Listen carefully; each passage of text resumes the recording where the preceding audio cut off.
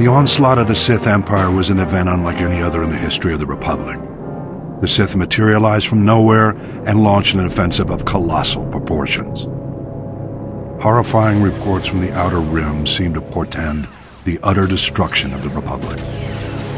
The rapid onset of galaxy-wide terror and panic was part of the Sith Emperor's meticulous calculations. His plan was flawless. Sith battlecruisers first appeared on the fringes of the Tingle Arm.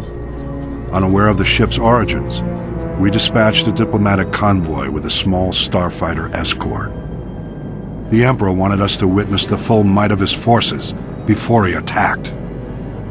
The diplomats had just enough time to transmit images back. Then they were annihilated. Immediately thereafter, the Sith began a full assault on the Republic allies in the Aparo sector, which fell before the Republic fleet even arrived. Then our allies turned on us. The Sith had secretly established puppet governments on Belkadon, Serpenau, and Ruria. The Republic fleet suddenly found itself in enemy territory, fighting desperately on all sides. The Republic rallied every available ship to support the fleet, leaving only a handful of Jedi security ships to patrol Korriban. Regrettably, Korriban fell back into the enemy's hands without the Jedi Council even knowing about it.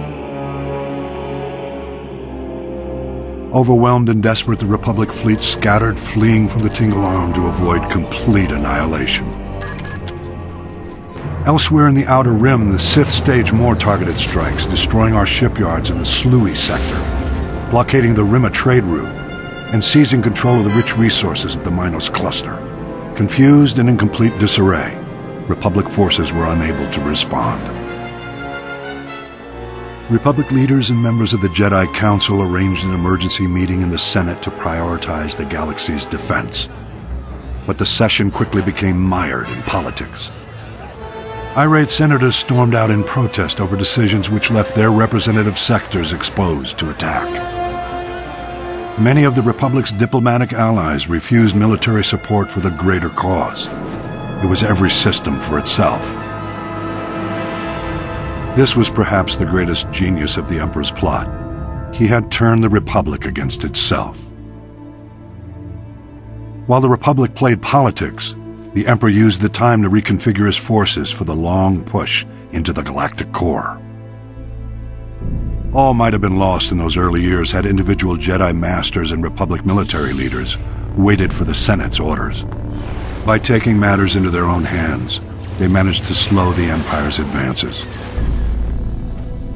The attack of the Sith Empire was the most well-orchestrated and carefully coordinated military maneuver in the galaxy's history.